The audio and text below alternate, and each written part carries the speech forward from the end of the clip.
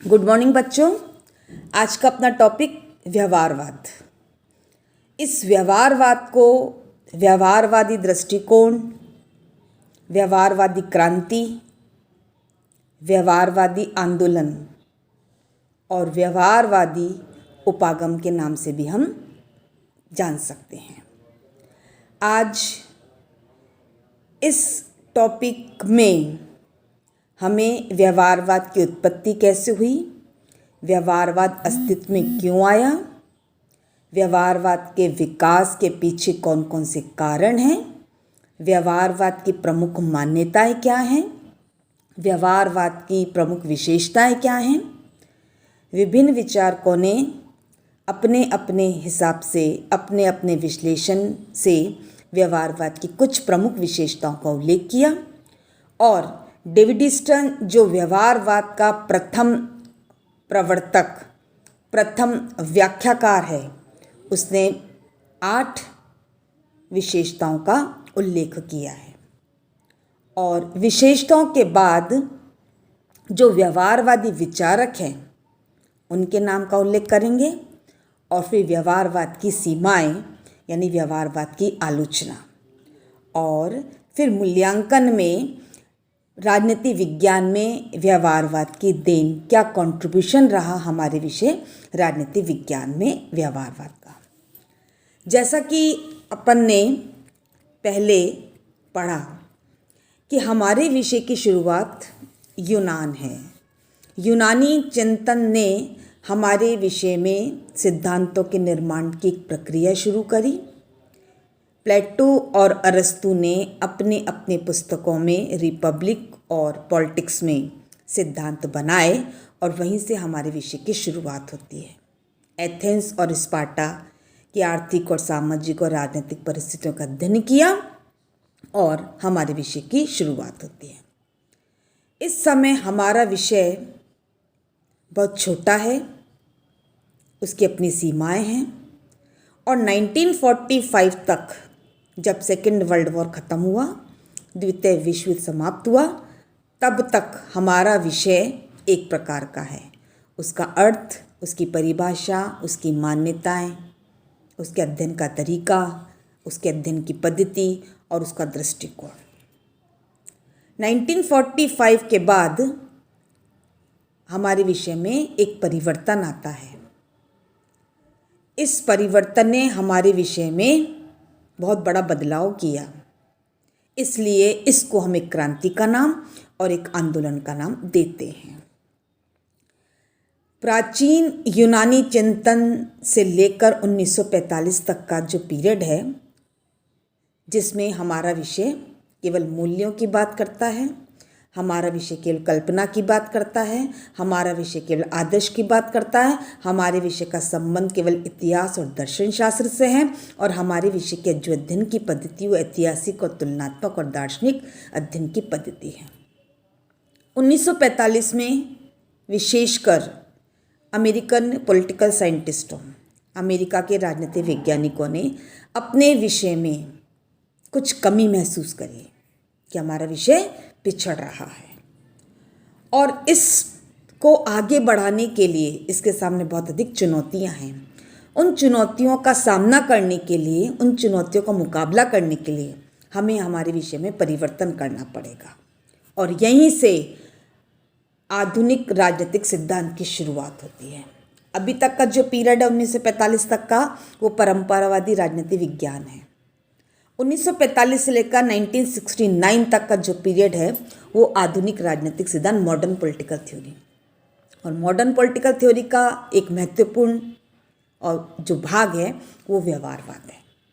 तो आज हम इस व्यवहारवाद की उत्पत्ति और इसके विकास को देखेंगे।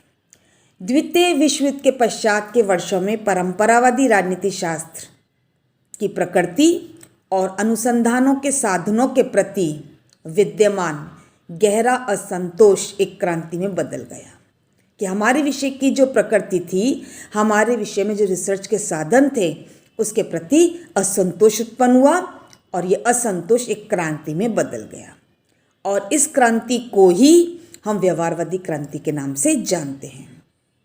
इसके विस्तृत क्षेत्र में वह सभी दृष्टिकोण, विरोध और प्रतिक्रियाएं शामिल है जिनको बहुत से राजनीतिक वैज्ञानिकों ने शोध के एक समान साधनों के रूप में विकसित किया था, ताकि राजनीति शास्त्र को राज्य और सरकार के दर्शन शास्त्र की जगह राजनीतिक व्यवहार का एक शुद्ध विज्ञान बनाया जा सके।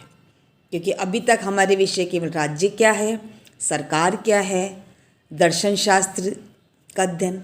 अब राजनीतिक व्यवहार को हमने अपने विषय में शामिल किया, क्योंकि इन्होंने अपने ठोस तर्कों के माध्यम से ये तर्क प्रस्तुत की कि हमारा विषय क्या है, प्योर साइंस है, हम इसको प्योर साइंस बना सकते हैं यदि इसकी पुरानी प्रकृति और पुराने अनुसंधान के साधनों में बदलाव किया जाए। जो कानूनी और संस्थागत दृष्टिकोण, लीगल इंस्टीट्यूशनल जो अप्रोच थी, उसको उन्होंने केवल औपचारिक, स्थिर और राजनीति के अध्ययन के लिए एक अपर्याप्त मानते हुए इस दृष्टिकोण को उन्होंने अस्वीकृत कर दिया कि हमारे विषय का अब अध्ययन इस दृष्टिकोण से नहीं चलने वाला है। हमें अपने विषय को अन्य सोशल साइंसों की तुलना में आगे बढ़ाना है, तो हमें इस दृष्टिकोण से आगे जाना पड़ेगा। कौन सा दृष्टिकोण? कानूनी औपचारिक दृष्टिकोण, कानूनी संस्थागत दृष्टिकोण, लीगल इंस्टीट्यूशनल अप्रोच को।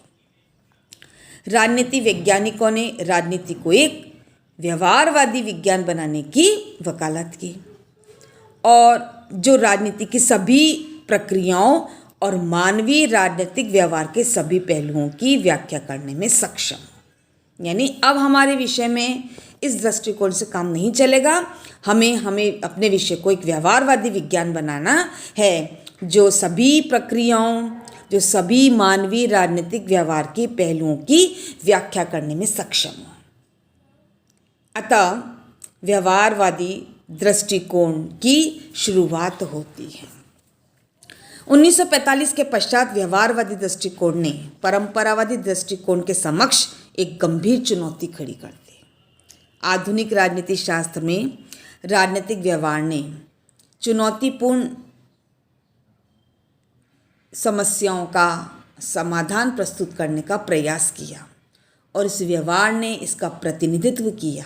यद्यपि राजनीति में व्यवहारवाद की जड़ें शताब्दी के प्रारंभिक यूरोपीय विद्वानों के मैक्स वेबर और ग्राहम वालिस की रचनाओं में विद्यमान रही है, परंतु 1945 के बाद ही व्यवहारवाद का उल्लेखनीय विकास अमेरिकी विद्वानों के द्वारा किया गया।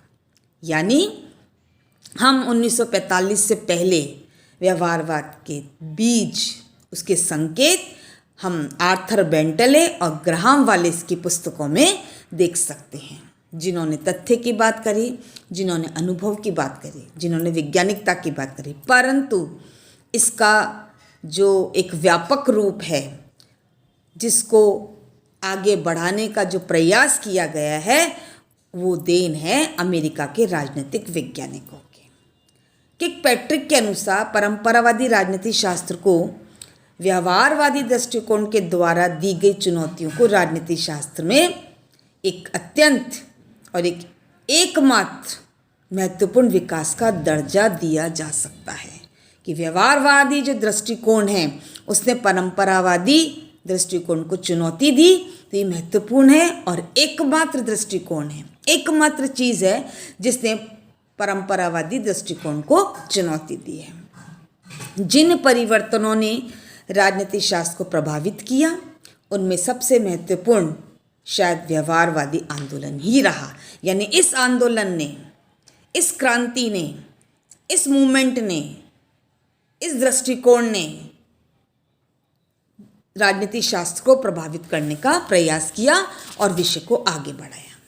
व्यवहारवाद बनाम संस्थावाद या व्यवहारवाद बनाम गैर व्यवहारवाद 1950 के दशक में एक बहस का, डिस्कशन का एक महान और एक महत्वपूर्ण विषय बन गया। व्यवहारवाद ने राजनीति अध्ययन को क्रांतिकारी रूप से प्रभावित किया, परंतु अपनी कुछ कमजोरियों के कारण व्यवहारवाद उत्तर व्यवहारवाद में बदल गया। जहाँ व्यवहारवाद ने परंपरागत राजनीति शास्त्र की सभी विशेषताओं को रद्द कर दिया था, वहाँ उत्तर व्यवहारवादियों ने राजनीति को वैज्ञानिक अनुभववादी अध्ययन बनाने के साथ साथ राजनीतिक मूल्यों के अध्ययन के महत्व को स्वीकार कर लिया। उत्तर व्यवहारवाद ने परंपरागत राजनीति शास्त्र की इस विशेषताओं को स्वीकार करके परंपरागत और आधुनिक दृष्टिकोण को एक दूसरे के निकट ला दिया, परंतु फिर भी राजनीति का आधुनिक दृष्टिकोण अर्थात उत्तर व्यवहारवादी दृष्टिकोण परंपरावादी राजनीतिक दृष्टिकोण से काफ़ी भिन्न रहा है, काफ़ी अंतर रखता है।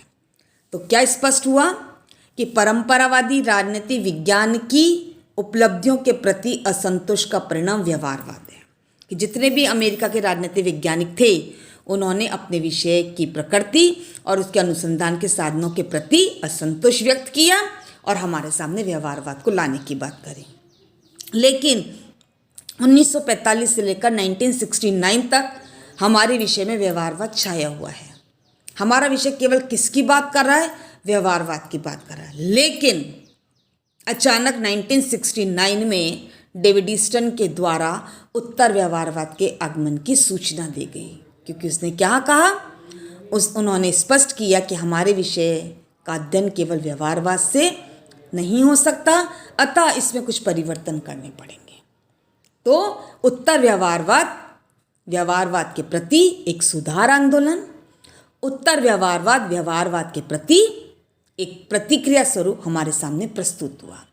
तो हमारे विषय के हमने मोटे मोटे रूप में 3 रूप देखे। परंपरावादी राजनीति विज्ञान जो यूनानी चिंतन से लेकर 1945 तक, 1945 के बाद 1969 का एक रूप जिसको हमने आधुनिक राजनीतिक विज्ञान के नाम से जाना, जिसका पहला भाग व्यवहारवाद है, और 1969 से लेकर आज तक यदि हम देखें जिसको हम कंटेम्प्रेरी पॉलिटिकल थ्योरी समकालीन राजनीतिक सिद्धांत कहते हैं, जिसमें उत्तर व्यवहारवाद विशेष रूप से दिखाई देता है। और उत्तर व्यवहारवाद इन दोनों को मिलाने की बात करता है। किन दोनों को?